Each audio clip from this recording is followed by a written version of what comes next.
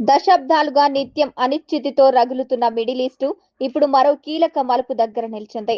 Gulf దేశాలపై Iran దాడి చేయడంతో middle ఈస్టులో ప్రాంతీయ రాజకీయ సమీకరణాలను వేగంగా మారుతున్నాయి.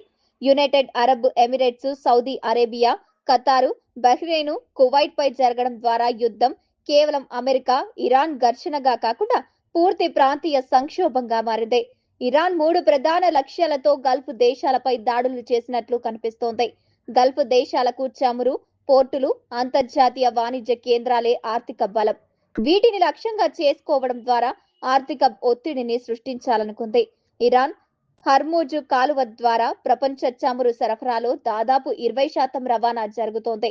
ఈ మార్గాన్ని అస్థిరపరచడం ద్వారా గ్లోబల్ మార్కెట్లను కుదిపేయాలన్నది ఇరాన్ ప్రయత్నంగా కనిపిస్తోంది.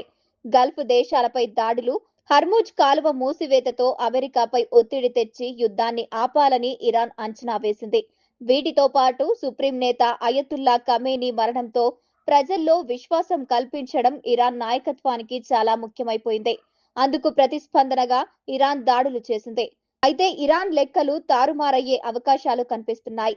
ఇన్నాళ్లు తటస్థంగా ఉండి వాణిజ్య సంబరాలను బలోపేతం చేసుకుంటున్న గల్ఫ్ దేశాలు ఇప్పుడు తమ భద్రతకు అధిక ప్రాధాన్యత ఇవ్వనున్నాయి.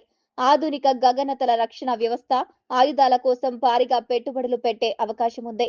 భద్రతా కోసం అమెరికా, ఇజ్రాయెల్తో మరింత సన్నిహిత సంబంధాలు ఏర్పరచుకునే సూచనలు కనిపిస్తున్నాయి. ఇది ఇరాన్కు వ్యూహాత్మకంగా ప్రతికూలంగా మారవచ్చు. ఇరాన్ ఇప్పటికే ఆంక్షలు, ఆర్థిక ఒత్తిడితో సతమతమవుతోంది. ఇప్పుడు గల్ఫ్ దేశాలు కూడా దూరమైతే ప్రాంతీయ స్థాయిలో ఒంటరైపోతుంది. మిడిల్ ఈస్టులో ఇరాన్ ఒంటరైపోతే భవిష్యత్తు వ్యూహాలు కూడా మారే అవకాశం ఉంది. ఈ సంక్షోభం 3 ప్రధాన మార్పులను దారితీసే అవకాశం ఉంది. గల్ఫ్ దేశాల మధ్య భద్రతా పరంగా మరింత ఐక్యత పెరగనుంది. ఇది ఇరాన్ ప్రభావాన్ని గణనీయంగా తగ్గిస్తుంది.